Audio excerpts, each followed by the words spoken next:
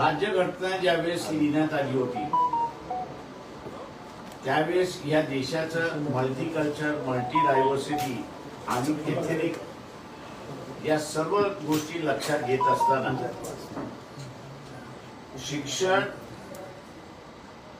हा state subject होता, म्हणजे राज्याचा सब्जेक्ट होता. केंद्राकडे असताना सगळं ज्याला आपल्याला म्हणता येईल की हायर एज्युकेशन म्हणजे पोस्ट ग्रॅज्युएट एज्युकेशन जे आहे त्याच फक्त असताना त्या ठिकाणी होतं. परंतु काँग्रेस पार्टीने 42वी घटना दुरुस्ती करून शिक्षण हे राज्याच्या कक्षेतून काढून त्यांनी असताना कन्करंट लिस्ट मध्ये त्या ठिकाणी टाकण्यात आलं. कन्करंट लिस्ट मध्ये टाकल्यामुळे घटनेच्या 254व्या कलमामुळे केंद्राने जेवढे कायदे केले त्या कायद्यांना राज्य सरकारला मान्य करावं लागलं अशी असणारी परिस्थिती आहे.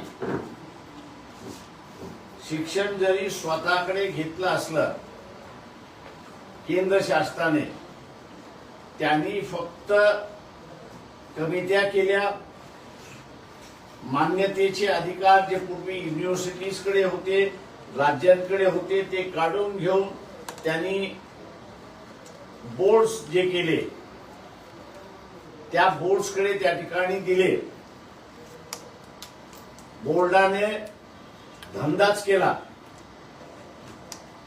कॉलेज उघडायचं असेल, इंजिनिअरिंगचं असेल, मेडिकलचं असेल किंवा आर्किटेक्चरचं असेल किंवा इतर कुठल्याही असे असेल, तुम्ही आमच्याकडे या, फिया भरा, आम्ही त्याच्यामध्ये सगळं बघू, तपासू.